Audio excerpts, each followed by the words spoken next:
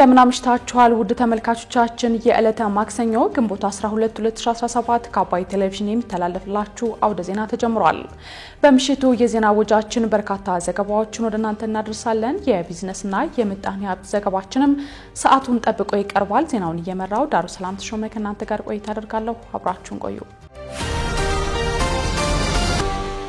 በመጀመሪያው ክፍለ ጊዜ የመረጃ ጥንቅራችን የአሜሪካው አምባሳደር ከትግራይ ጊዜያዊ አስተዳደር ባለስልጣናት ከህወሓት አመራሮችና ከታጣቂ አዛዦች ጋር መወያየታቸውን ኢትዮጵያውያን የተገደሉበት አሜሪካ በየመን ስደተኞች ማቆያ ላይ የፈጸመችው ጥቃት እንዲመረመር አምነስቲ መጠየቁን እንዲሁም በኢትዮጵያ የውጭ ዜጎች በሊዝ የመሬት ባለይዞታ እንዲሆኑ የሚፈቅድ የአዋጅ ረቂቅ ለዝርዝር እይታ መምራቱን የተመለከቱ መረጃዎችን ወደ እናንተ እናደርሳለን። አብራችሁን ቆዩ።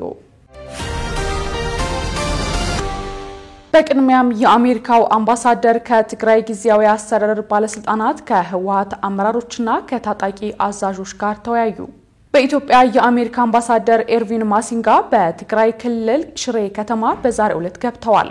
በኢትዮጵያ የአሜሪካ አምባሳደር ኤርቪን ማሲንጋ ሽሬ ከተማ በሚገኘው ሜጀር ጀነራል ሀየሎም አርአያ ዓለም አቀፍ አየር ማረፊያ ሲደርሱ የትግራይ ጊዜያዊ አስተዳደር ምክትል ፕሬዝዳንት አማኑኤል አሰፋ አቀባበል አድርገውላቸዋል። አምባሳደሩ ከጊዜያዊ አስተዳደሩ ምክትል ፕሬዝዳንት ጋር በክልሉ ወቅታዊ ሁኔታ ዙሪያ መክረዋል። አምባሳደር ኤርቪን ማሲንጋ በከተማዋ የሚገኙትን ሁለት የተፈናቃዮች መጠለያና በመጠለያዎቹ ውስጥ የሚገኙትን ተፈናቃዮች ወቅታዊ ሁኔታም ጎብኝተዋል። አምባሳደሩ የተፈናቃዮች መጠለያ በጎበኙበት ወቅት ባደረጉት ንግግር ባዩት ነገር ማዘናቸውንም ገልጸዋል። የተፈናቀሉት ሰዎች መኖር የማይገባውን አኗኗር እየመሩ ነው ያሉት አምባሳደሩ ያዩትን ለሀገራቸው መንግስትና ለኢትዮጵያ መንግስት እንደሚያስረዱም ገልጸዋል። አክለውም ለተፈናቃዮች አስቸኳይ መፍትሄ እንዲሰጥም ጠይቀዋል። የተፈናቀሉ ዜጎችን በአስቸኳይ ወደ ቤታቸው የመመለስ ጉዳይ ትኩረት እንዲሰጠውም ያሳሰቡት ኤርቪን ማሲንጋ አሜሪካ የምታደርገውን ድጋፍ አጠናክራ እንደምትቀጥልም ተናግረዋል። በተጨማሪም ወደ ትግራይ የተጓዙት አምባሳደር ኤርቪን ማሲንጋ በቅርቡ በምርጫ ቦርድ ከፖለቲካ ፓርቲነት ከተሰረዘው ህወሓት ከፍተኛ አመራሮች ጋር ተገናኝተው መወያየታቸውም ተገልጿል። አምባሳደሩ ከህወሓት ከፍተኛ አመራሮች ጋር በትግራይ ወቅታዊ ሁኔታ ላይ ውይይት ማድረጋቸውም ተጠቁሟል። በዚህ ውይይት ላይ የህወሓት ሊቀመንበር ዶክተር ደብረጽዮን ገብረሚካኤልና የህወሓት ጽህፈት ቤት ኃላፊ ወይዘሮ ፈትለወርቅ ገብረእግዚአብሔር ተገኝተዋል። ከዚህ ውይይት በኋላም የአሜሪካው አምባሳደር ከክልሉ የጸጥታና የታጣቂ ቡድን አመራሮች ጋር መወያየታቸውን የክልሉ ቴሌቪዥን ዘግቧል። በዚህ ውይይት ላይ የጸጥታ ቡድን ከፍተኛ አመራሮች እንዲሁም የታጣቂዎች አመራሮች ጋር በወቅታዊ የክልሉ ሁኔታ ዙሪያ መወያየታቸውም ተገልጿል። ኢትዮጵያውያን የተገደሉበት አሜሪካ በየመን የስደተኞች ማቆያ ላይ የፈጸመችው ጥቃት እንዲመረመር አምነስቲ ጠየቀ። አሜሪካ በሰሜን ምዕራብ የመን የሚገኘውን የሳዕዳ የስደተኞች ማቆያ ማዕከል ሚያዝያ 20 2017 የፈጸመችውን ጥቃት ተከትሎ ኢትዮጵያውያንን ጨምሮ በርካታ ስደተኞች የተገደሉበት ጥቃት በዓለም አቀፍ ሰብአዊ ሕግ ጥሰትነት ምርመራ ሊደረግበት እንደሚገባ አምነስቲ ትላንት ባወጣው መግለጫ ጠይቋል። አሜሪካ ጥቃቱን በፈጸመችበት ወቅት በስደተኞች ማቆያ ማዕከሉ 115 አፍሪካውያን ስደተኞች እንደነበሩና ከነዚህም 68ቱ በጥቃቱ መገደላቸውንና 47 እንደቆሰሉ በሁቲ የሚተዳደረው የሀገር ውስጥ ጉዳይ ሚኒስቴር በሰዓቱ መግለጹ ይታወሳል። አምነስቲ ባደረገው የሳተላይት ምስሎች ትንተና አሜሪካ በፈጸመቻቸው የአየር ጥቃቶች በሳዕዳ ማረሚያ ግቢ ውስጥ የስደተኞች ማቆያ ማዕከል እንዲሁም በስፍራው ያለ ሌላ ህንጻ መመታቱንም ለይቷል። በሳዕዳ ግዛት የሚገኘውን የሪፐብሊካንና አልታልህ አጠቃላይ ሆስፒታል የጎበኙ የዓይን እማኞች ለአምነስቲ እንደተናገሩት በርካታ ኢትዮጵያውያን ስደተኞች የከፋ የአካል መጉደልና የአጥንት ስብራትን ጨምሮ ከባድ ጉዳት እንደደረሰባቸው ተናግረዋል።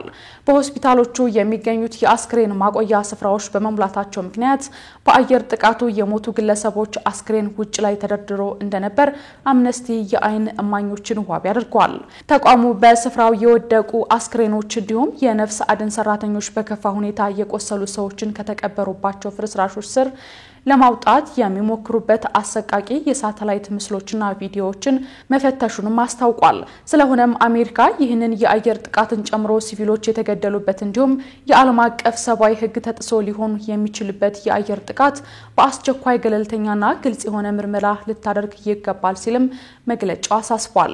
ግምገማውን እንዲሁም ከሲቪሎች ጉዳት ጋር የተያያዙ ማናቸውንም ድምዳሜዎች እንዲሁም ሊሰጡ የሚችሉ ምላሾች በአስቸኳይ ለሕዝብ ይፋ ሊደረግ እንደሚገባ ነው አምነስቲ የገለጸው። በሲቪሎች ላይ ጉዳት መድረሱ ከተረጋገጠ ደግሞ ተጎጂዎች እንዲሁም ቤተሰቦቻቸው ለደረሰባቸው ዓለም አቀፍ የሰብአዊ ሕግ ጥሰት ሙሉ ካሳ ሊያገኙ እንደሚገባም አመልክቷል።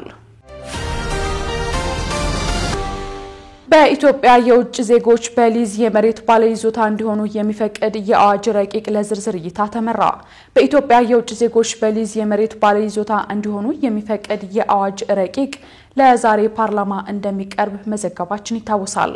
የሕዝብ ተወካዮች ምክር ቤት በአራተኛ ዓመት የሥራ ዘመን 30ኛ መደበኛ ስብሰባው የውጭ ሀገር ዜጎች የማይንቀሳቀስ ንብረት ባለቤት የሚሆኑበትን አግባብ ለመደንገግ የቀረበው ረቂቅ አዋጅ ላይ ተወያይቷል።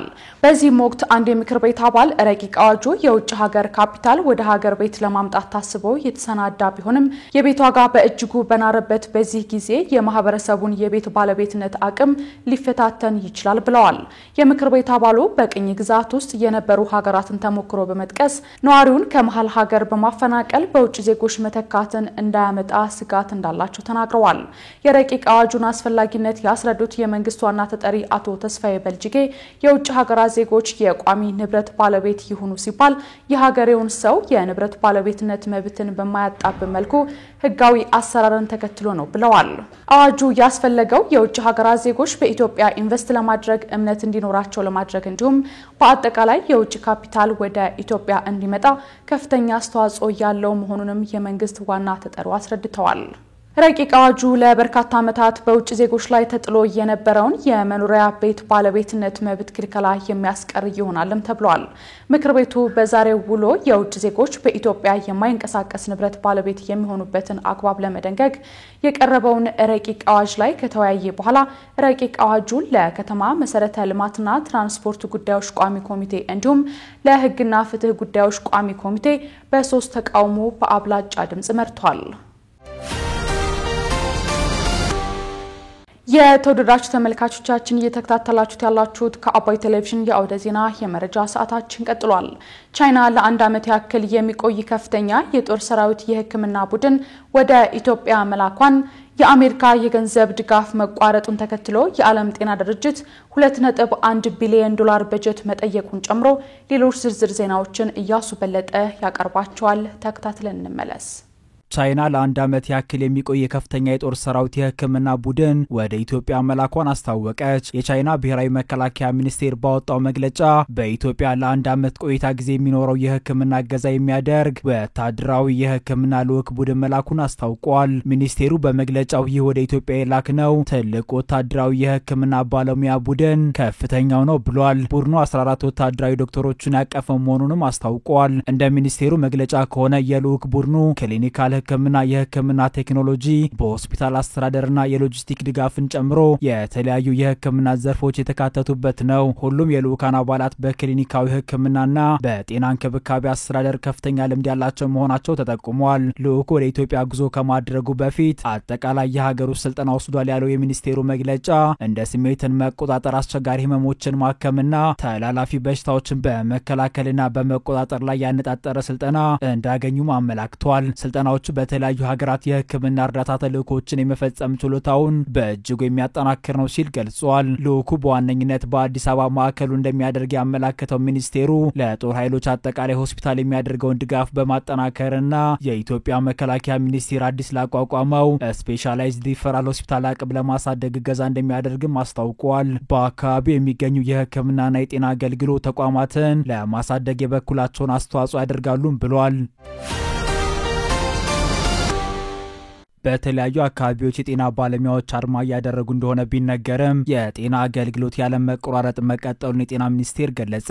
የጤና ባለሙያዎች የስራ ማቆም አድማ እያደረጉ መሆኑና በተለያዩ ሆስፒታሎች አገልግሎት መስተጓጎሉ የተገለጸ ቢሆንም የጤና ሚኒስቴር ግን በሀገር አቀፍ ደረጃ የጤና ተቋማት አገልግሎት ያለ ምንም መቆራረጥ መቀጠሉን አስታውቋል። የጤና ሚኒስትሯ ዶክተር መቅደስ ዳባ በሁሉም አካባቢዎች በሚባል ደረጃ የጤና ተቋማት አገልግሎት ያለ ምንም መቆራረጥ መቀጠሉን ገልጸዋል። ዶክተር መቅደስ ዳባ ትላንትና ምሽት ከኢቲቪ ጋር ባደረጉ ቆይታ የጤና ባለሙያዎች በጤና ጣቢያዎችና ሆስፒታሎች ለተኝቶ ታካሚዎችም ሆነ ለተመላላሽ ታካሚዎች ያለ ምንም መቆራረጥ አገልግሎት እየሰጡ መሆኑን ገልጸዋል። ሚኒስትሩ አክሎም ህዝባቸውን ያገለገሉ ሁሉም የጤና ባለሙያዎች ምስጋናን ማቅረብ ፈልጋለሁ ብለዋል። ነገር ግን በጥቂት የመማር ማስተማር ሆስፒታሎች የአገልግሎት መቆራረጥ መስተዋላቸውን ጠቅሰው ይህንን ችግር ከሲኒየር ሐኪሞችና ነርሶች ጋር በመሆን በፍጥነት አገልግሎቱን በማስጀመር መቅረፍ ችለናል ብለዋል። ዶክተር መቅደስ ባለሙያዎች ወደ ጤና ተቋማት ሄደው አገልግሎት በሚሰጡበት ወቅት አንዳንድ አካላት ውዥንብር በመፍጠርና በማስፈራራት ስራቸውን ለማስተጓጎል እንደሚጥሩ አንስተው እነዚህ አካላት ላይ በህግና በጤና ስነ ምግባር ደንቡ መሰረት አስፈላጊው እርምጃ እንደሚወሰድባቸው ገልጸዋል። ሐኪሞቻቸውን የጤና ባለሙያዎቻቸውን አሰባስበው አብዛኞቹን አገልግሎቶች ሳይቆራረጥ ለማስኬድ ስራዎቻቸውን ቀጥለዋል። ይሄም ደግሞ የሙያ ስነ ምግባሩ የሚጠብቀውን ስራ ስላደረጉ እጅግ አድርገን እናመሰግናለን። ይሄም የሚቀጥል ይሆናል። ከዚህ ጋር አብሮ የምናነሳው በተለይ ባለሙያዎች ወደ ጤና ተቋማት መጥተው አገልግሎትን በሚሰጡበት ጊዜ የተለያዩ መረጃዎችን በተለይ ውዥንብሮችን በመፍጠር አገልግሎቶች ቆመዋል፣ ለምን ትሄዳላችሁ፣ ማስፈራሪያ እንዲሁም ደግሞ የሙያ ስነ ምግባሩ የማይፈቅዱ ስራዎችን በተለይ ደግሞ አገልጋዮቻችንን በማስፈራራት የሚያስጨንቁ ሰዎች እንዳሉም ደርሰናል። ከዚህም አንጻር ደግሞ የጤና ባለሙያዎቻችንን ብቻ ሳይሆን ህብረተሰቡን ከመጠበቅ አንጻር የህግም እንደገና ደግሞ የጤና ስነ ምግባሩ በሚያዘው መልክ እርምጃዎችን በማድረግ ህብረተሰባችንን እንደምንጠብቅ በዚሁም ደግሞ ባለሙያዎቻችንን የጤና አገልግሎታቸውን በሚሰጡበት ቦታ ሁሉ በሚሰሩት ስራ እያመሰገንን በተጨማሪ በሚኖራቸው ነገር ላይ አገልግሎት ሳይቆራረጥ ከየትኛው አቅጣጫ የሚደርስባቸው ጫና ተቋቁመው እየመጡ ስለሆነ እጅግ አድርገን ማመስገን ፈልጋለሁ። ሚኒስትሯ በጤናው ዘርፍ በአገልግሎት ጥራት እንዲሁም በጤና ባለሙያዎች የሚነሱ ችግሮችን ለመቅረፍ ሚኒስቴር መስሪያ ቤቱ እንደሚሰራም ተናግረዋል። ዘላቂ መፍትሄ ለመስጠት ለጥያቄዎቻችን በውይይት ምላሽ እንሰጣለን ያሉት ዶክተር መቅደስ ለዚህም አሁን ላይ በየደረጃው ንግግር እየተደረገ እንደሆነና በቀጣይም በየደረጃው እንደሚደረግ ገልጸዋል። በጤናው ዘርፍ እንግዲህ ከመንግስት ከዚህ በፊትም የአገልግሎት ጥራት እንዲሁም ደግሞ ተደራሽነት በጤና ባለሙያዎችም የሚነሱ በተለያየ ጊዜ የሚነሱ ጥያቄዎች አሉ። እነዛን ከግምት ውስጥ በማስገባት ቀደም ብሎ እንደጀመረው ከነዚህ ምላሾች ከመስጠት አንጻር ከህብረተሰብም ከጤና ባለሙያዎችም ምላሽ ከመስጠት አንጻር ብዙ ስራዎችን እየሰራ ነው። እነዚህንም እናስቀጥላለን። በተዋረድ ለምሳሌ በተቋማት ደረጃ ውይይቶች እየተካሄዱ ነው። እነዚህ ይቀጥላሉ። ከዛ በተጨማሪም ደግሞ በክልል በዞን በወረዳ በእነዚህ የሚደረጉትና በተቋማት ደረጃ የተጀመሩት ውይይቶቻችን የጊዜ ሰሌዳቸውን ጠብቀው አሁንም መንግስት ባስቀመጠው የጊዜ ሰሌዳ ውይይቶቻችንን እያደረግን የጋራ ጫናዎቻችንን የጋራ ጥያቄዎችን አንድ ላይ በማምጣት የዘላቂ ሆነ መፍትሄ ለማስቀመጥ ስራዎችን ይቀጥላል። ይህንንም ደግሞ ጀምሯል። አብዛኞቹ ጥያቄዎች ምላሽ ያገኙ አሉ፣ ደግሞ ያላገኙ አሉ፣ የሚመለሱ አሉ። በተግባር ግን ከሙያ ማህበራት ጋር ከባለሙያዎች ጋር በተቋም ውስጥ የሚነሱ ጥያቄዎችን በጋራ በመፍታት ዘላቂ መፍትሄ ለማስቀመጥ አሁንም መንግስት ቁርጠኝነት አለው። ይሄንን ያስቀጥላል። ተገልጋዮቻችንን የሚያነሷቸውን የአገልግሎት ጥያቄዎች ባለሙያዎቻችንም ደግሞ በሙያው ዘርፍና በተለያዩ ጥያቄዎች በእነሱ የሚያነሱትን ጥያቄዎች በመያዝ በዘላቂነት ለይተን ዘላቂ መፍትሄ ለማስቀመጥ ስራዎቻችንን ጀምረናል። የአሜሪካ የገንዘብ ድጋፍ መቋረጡን ተከትሎ የዓለም ጤና ድርጅት የ2.1 ቢሊዮን ዶላር በጀት ጠየቀ። የአሜሪካ የገንዘብ ድጋፍ ከተቋረጠ በኋላ የዓለም ጤና ድርጅት ስራዎች መደናቀፍ እየገጠማቸው መሆኑን የገለጹት የድርጅቱ ኃላፊ ዶክተር ቴድሮስ አድሃኖም አባል ሀገራት ድርጅቱን በገንዘብ እንዲደግፉ ጥሪ አቅርበዋል። እጅግ መጠነኛ ያሉትን መጠን የጠቀሱት ኃላፊው 2.1 ቢሊዮን ዶላር ዓመታዊ በጀት ድጋፍ ከተደረገ ስራዎችን በተገቢው መንገድ መስራት ይቻላል ሲሉ አስረድተዋል። በጄኔቫ በተካሄደው የ78ኛው በ20ኛው የዓለም ጤና ጉባኤ መክፈቻ ላይ ንግግር ያደረጉት ዶክተር ቴድሮስ አድሃኖም ድርጅቱ ለ80 ዓመታት የሰውን ሕይወት ለማሻሻል ጥረት ሲያደርግ መቆየቱን ጠቅሰዋል። አሜሪካ ለዓለም ጤና ድርጅት ስታደርግ የነበረው ድጋፍ ማቋረጧ ስጋቶች መደቀኑን ተናግረዋል። ትልቅ የገንዘብ ድጋፍ ምንጭ የነበረችው አሜሪካ ድጋፍ ማቋረጧን ተከትሎ ድርጅቱ ፈተና ውስጥ መግባቱን ገልጸዋል። ይህንን ተከትሎ ዶክተር ቴድሮስ የ2.1 ቢሊዮን ዶላር በጀት ከጦርነት ወጪ ጋር ሲነጻጸር እጅግ አነስተኛ መሆኑን ጠቅሰው ይህንን መጠን ያለው ገንዘብ በአስቸኳይ ለተቋሙ እንደሚያስፈልግ ተናግረዋል። ይህ ገንዘብ ከተገኘ የብዙ ሰዎች ሕይወት መታደግና ኑሮን መለወጥ እንደሚቻል አስረድተዋል። አሜሪካ ለተቋሙ ስትሰጥ የነበረው ድጋፍ ማቋረጧን ተከትሎ የዓለም ጤና ድርጅት ሲሰጣቸው የነበሩ ድጋፎች በከፊል የተቋረጡ ሲሆን ይህንን አገልግሎት ወደ ነበረበት ለመመለስ የገንዘብ ድጋፍ እንደሚያስፈልግ እየተነገረ ይገኛል። በተለይም ድርጅቱ ለኤችአይቪ ኤድስ ሲሰጠው የነበረው ድጋፍ ላይ እክል መቅጠሙ በሚሊዮን የሚቆጠሩ ሰዎች ሕይወት ሊቀጥፍ እንደሚችል ማስጠንቀቂያ እየተሰጠ ይገኛል። በኢትዮጵያ ውስጥም የአሜሪካ ድጋፍ መቋረጥ የኤችአይቪ ኤድስ መከላከል ላይ ከፍተኛ አሉታዊ ጫና መፍጠሩ ይነገራል። ዩናይትድ ኪንግደም ፈረንሳይና ካናዳ በጋዛ ጉዳይ እስራኤልን አስጠነቀቁ። ዩናይትድ ኪንግደም ፈረንሳይና ካናዳ እስራኤል በጋዛ የምታደርገውን ወታደራዊ ዘመቻ ማስፋፋት ከቀጠለች ተጨባጭ እርምጃዎችን እንደሚወስዱ አስጠንቅቀዋል። የዩናይትድ ኪንግደም ጠቅላይ ሚኒስትር ሰር ኬር ስታመር ከፈረንሳይና ካናዳ መሪዎች ጋር በመሆን የእስራኤል መንግስት ወታደራዊ ዘመቻዎችን እንዲያቆምና የሰብአዊ ድጋፎች ወደ ጋዛ እንዲገቡ በአስቸኳይ እንዲፈቀድ ጥሪ አቅርበዋል። በተጨማሪ በቅርቡ በእስራኤል መንግስት አባላት ይፋ የሆነውና ጋዛ የሚገኙ ሰላማዊ ሰዎች ማፈናቀል እንደሚጀምሩ የሚያስፈራራውን እቅድም ያወገዙ ሲሆን የግዳጅ ማፈናቀል ሂደቱ ዓለም አቀፍ የሰብአዊ ሕግን የሚጥስ ነው ሲሉ አክለዋል። ዩናይትድ ኪንግደም ፈረንሳይና ካናዳ ከእስራኤል ጎን ለጎን የሚኖር ነጻ የፍልስጤም ሀገር መኖር እንዳለበትና በሁለቱ ሀገራት መንግስታት የሚቀርቡ መፍትሄዎች ተግባራዊ እንዲሆኑ እንዲሁም ለተኩስ አቁም ስምምነት ድጋፍ እንደሚያደርጉ አረጋግጠዋል። የእስራኤል ጠቅላይ ሚኒስትር ቤንያሚን ኔታንያሁ በበኩላቸው የሶስቱን ሀገራት መሪዎች ሀሳብ ክፉኛ ተችተዋል። በድንበራችን ላይ ያሉ የሐማስ አሸባሪዎችን ከመደምሰሳቸው በፊት እስራኤል ለህልውና የምታደርገውን የመከላከል ጦርነት እንድታቆምና የፍልስጤም መንግስት እንዲቋቋም በመጠየቅ የሶስቱ ሀገራት መሪዎች ሐማስ በእስራኤል ላይ ለሚፈጽመው ጥቃት ትልቅ ማበረታቻ እየሰጡ ነው ብለዋል። አክለውም ሁለቱ የአውሮፓ ሀገራት መሪዎች ግጭቱን ለማስቆም የአሜሪካው ፕሬዚደንት ዶናልድ ትራምፕ ራዕይ ሊከተሉ ይገባል ሲሉ ቤንያሚን ኔታንያሁ ጥሪ አቅርበዋል። ጠቅላይ ሚኒስትሩ ጨምረው ሐማስ የቀሩ ታጋቾችን ከለቀቀ ትጥቁን ከፈታ ጨፍጫፊ መሪዎች ወደ ስደት የሚሄዱ ከሆነና ጋዛ ከወታደራዊ እንቅስቃሴ ነጻ ከሆነች ጦርነቱ ነገር ሊቆም ይችላል በማለት ከዚህ ያነሰ ነገር እስራኤል እንደማትቀበል አሳውቀዋል።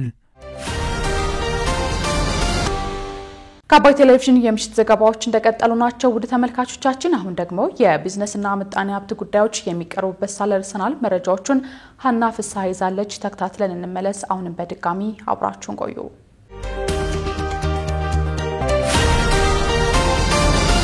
ለግል ተጓዦች የሚፈቀደው የውጭ ምንዛሬ ወደ 10,000 የአሜሪካ ዶላር ሲያድግ ለንግድ ስራ መንገደኞች ደግሞ 15,000 የአሜሪካ ዶላር ሆነ። የኢትዮጵያ ብሔራዊ ባንክ የውጭ ምንዛሬ ገበያ ስርዓትን በይበልጥ ለማሻሻል የሚረዱ ናቸው ያላቸውን የተወሰኑ የለውጥ እርምጃዎችን ይፋ አድርጓል።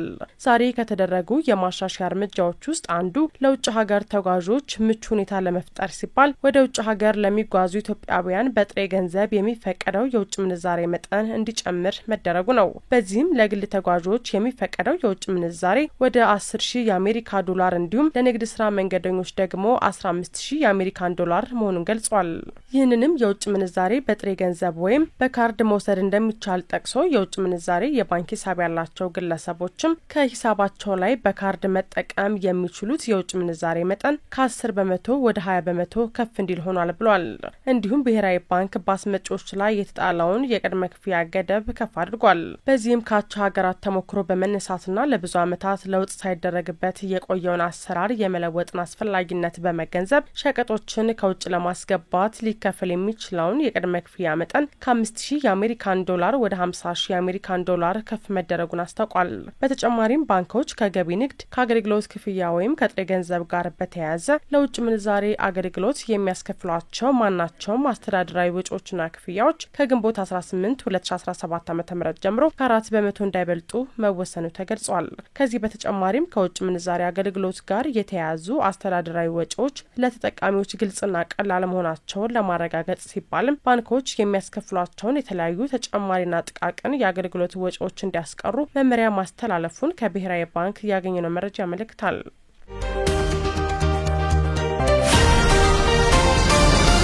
ፋይዳ ኢትዮጵያ በአፍሪካ ፈጣን የዲጂታል እድገት እንድትሳተፍና ወሳኝ ሚና እንድትጫወት እንደሚያደርግ ጠቅላይ ሚኒስትር አብይ ተናገሩ። አይዲ ፎር አፍሪካ 2025 ዓለም አቀፍ ጉባኤ በዛሬው ዕለት በመዲናዋ ተካሂዷል። በጉባኤው ላይ የመክፈቻ ንግግር ያደረጉት ጠቅላይ ሚኒስትር አብይ አህመድ ከ2 ዓመት በፊት የዲጂታል ኢትዮጵያ ራዕይን መሰረት በማድረግ ፋይዳ የተሰኘ ዘመናዊና ተደራሽ የሆነ የመታወቂያ ስርዓት ይፋ መደረጉን ተናግረዋል። ይህ መታወቂያ ብቻ ሳይሆን ሰዎች የግል ፋይላቸው ተጠብቆ የሚፈልጉትን መረጃ ብቻ መስጠት የሚችሉበት መሆኑን ገልጸዋል። ስርዓቱ ይፋ ከተደረገ በኋላ ከ15 ሚሊዮን በላይ ሰዎች ተደራሽ ማድረግ መቻሉንና ወደፊትም ሁሉም ዜጋ የሚታቀፍበት እንደሚሆን አብራርተዋል። ፋይዳን ከቁልፍ ዘርፎች ማለትም ከጤና፣ ትምህርት፣ ፋይናንስ እንዲሁም ከቴሌኮም ጋር በማስተሳሰር ተአማኒነት ያለው የመታወቂያ አገልግሎት ስርዓት በመገንባት ላይ እንደሚገኝም ተናግረው እነዚህ ጥረቶችም በፋይናንስ ዘርፉ የሚታይ ለውጥ እያመጡ ይገኛሉ ብለዋል። ከፋይዳ መታወቂያ ጋር በተገናኘ የባንክ አካውንቶች ከ12.5 ትሪሊዮን ብር በላይ የገንዘብ ልውውጥ መደረጉን አንስተው ፋይዳ በውጭ ቅነሳ ረገድ ያለው ሚናም ከፍተኛ መሆኑን ገልጸዋል። ፋይዳ ለኢትዮጵያውያን የተገነባ የህዝብ ሀብት ሆኗል ያሉት ጠቅላይ ሚኒስትሩ ፋይዳ ኢትዮጵያን በአፍሪካ ፈጣን የዲጂታል እድገት እንድትሳተፍ በማድረግ የሀገሪቱ ነጻ የንግድ ቀጠና ትግበራ ላይ ወሳኝ ሚና እንድትጫወት ያደርጋል ሲሉ ጠቅላይ ሚኒስትር አብይ አህመድ ተናግረዋል። አክለውም በቅርብ ዓመታት ውስጥ ዲጂታል ማንነት ተስፋ ሰጪ ከሆነው ፈጠራ ወደ ዲጂታል ትራንስፎርሜሽን መሰረታዊ ምሰሶ ያሉ ሲሆን ካሁን በኋላ አማራጭ ሳይሆን ሰዎችን ከአገልግሎቶች፣ ከማህበረሰቦች፣ ከተቋማትና ከመንግስታት ጋር የሚያገናኝ አስፈላጊ መሰረተ ልማት ነው ብለዋል። ስለሆነም መንግስት የዲጂታል ማንነት ስርዓትን በተፈለገው ልኩ እንዲተገብር የግሉ ዘርፍ፣ የሲቪል ማህበረሰብ እንዲሁም የዓለም አቀፉ ማህበረሰብ በትብብር እንዲሰራ ጥሪ አቅርበዋል። ማንነት ዓለም አቀፋዊ ሲሆን እድገት ቃል ብቻ ሳይሆን እውነትም ይሆናል ሲሉ ዶክተር አብይ በመድረኩ መልእክታቸውን አስተላልፈዋል።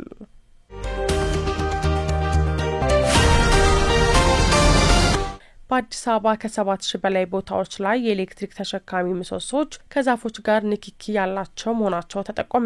የኢትዮጵያ ኤሌክትሪክ አገልግሎት በአዲስ አበባ በ7521 ቦታዎች ላይ የኤሌክትሪክ ተሸካሚ ምሰሶች ከዛፎች ጋር ንክኪ ያላቸው ሆነው መገኘታቸውን አስታውቋል።